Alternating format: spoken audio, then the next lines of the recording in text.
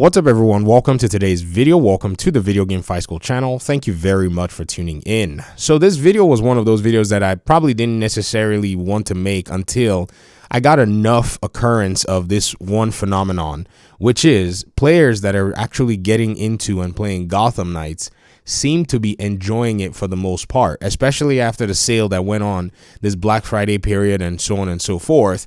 It appears that I'm seeing these comments show up. Now, I'm going to show you one of these comments because it is something that I feel you'll probably need to basically see for yourselves. Now, one of my audience members, basically said this in their comment in one of my videos on God of War Ragnarok for all I could even, grab my mind around. And they said, it's super weird because I grabbed God of War Ragnarok and Gotham Knights this past week. I finished God of War Ragnarok and really enjoyed doing, most of the post game. And I started playing Gotham Knights and I'm having fun in Gotham Knights just from the start. Meanwhile, it took me like 15 hours to start having fun in God of War Ragnarok. The only explanation I have is that God of War Ragnarok gives you more freedom from the start and kind of, you get used to it, like you have to learn and all that stuff. So this is something that, even I myself, I experienced once I started playing Ragnarok 2. I felt that, for some reason my hand was getting held all over the place.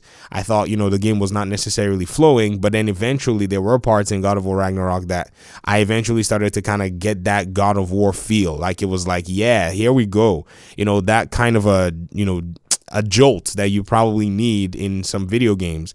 And I think there are many things like, this audience member of mine said, which is there's a freedom in some of these games that you get when it's something that, you're not necessarily playing a game that has this very linear structure, but a game that kind of gives you freedom to access the world and access many portions of the game.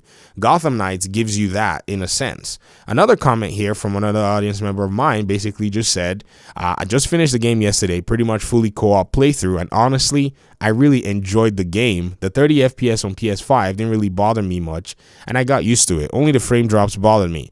I would say my main complaint was I thought the side cases were drastically better than the main story. Yes, KRD, I actually played the Mr. Freeze mission like a bunch of times and kept restarting like in the middle of the mission just so I could play that sequence because it was actually solid in my mind anyways. And then, hardly any boss fights in the game.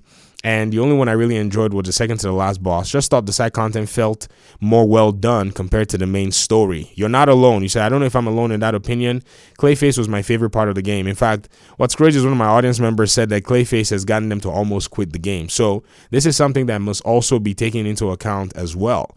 And so over and over again, I'm seeing this particular sentiment show up from people who are just jumping into the game. And I remember when I, recommended this game on console, I said initially at launch that I didn't think the $60 price point or the $70 price point on console was anything anybody could probably, justify in a sense. I thought because the game and its performance on console did not match the PC version, anyone who wanted to get the game at $40 would have actually been the way to go.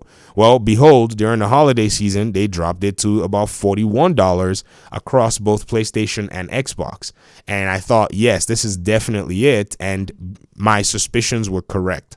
A lot of people are jumping into the game finally. A lot of people are picking up the game finally. And they're starting to resonate with the fact that the game is just a fun game. At the end of the day, if you have fun with a video game, that video game is now your thing. It's now your jam. And so if you follow the crowd, and like many people are doing, and I still see them, they comment on this channel whenever I say anything positive about the game. Whenever we say anything positive about the game, they basically get into a tizzy.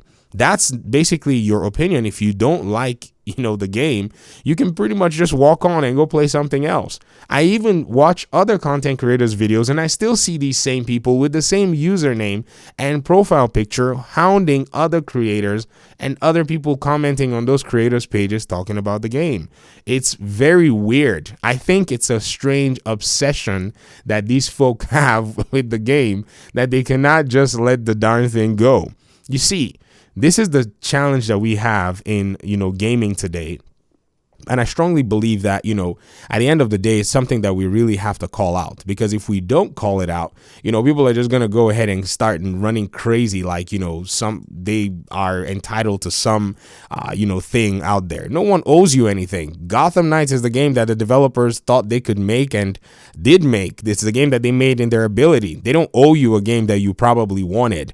Now, if it's something where you actually wanted a specific kind of game and you didn't get it, well, that's just the way things go. I played God of War Ragnarok and I was surprised that it was not the game that I, you know, basically wanted. It made me really, I was like, yo, I cannot believe I thought, you know, Santa Monica, which is one of my favorite studios, they made a game that was very heavily performance based in terms of acting, voice acting, and all of that stuff.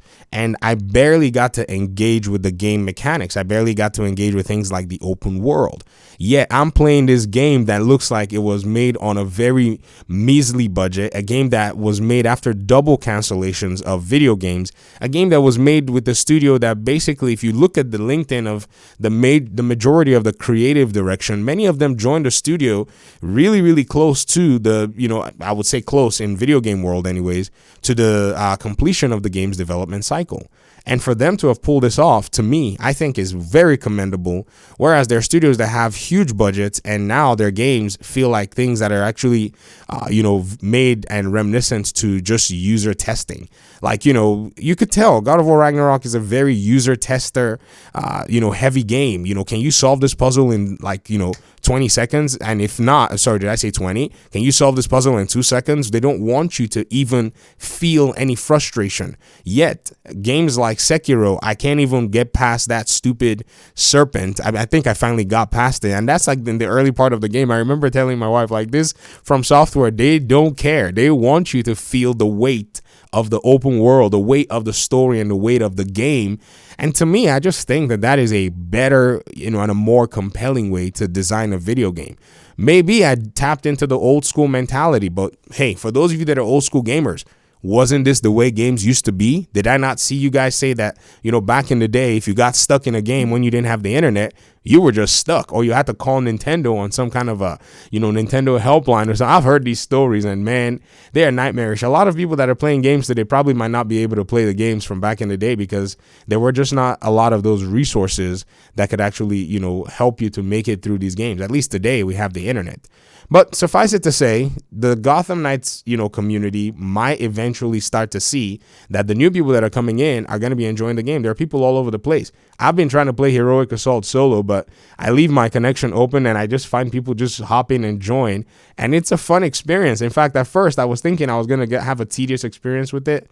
And behold, I'm actually having a lot of fun when I'm playing co-op. The co-op side of this game, I can't believe how good it is. Just the superhero fantasy and just fighting alongside another you know, person. It really makes it super cool. But I'll get out of your hair. Engage with this in the comment section. Let me know your thoughts. How did Gotham Knights appeal to you? Was it a day one, or you knew right from the start? Or was it something that once you eventually got the game on sale, or maybe eventually got the game after all the reviews and all of the, you know, fiasco, you realized that it was blown out of proportion? Thanks so much for watching the video. I appreciate you guys' time and audience, and hopefully we'll talk pretty soon in another one. Peace out.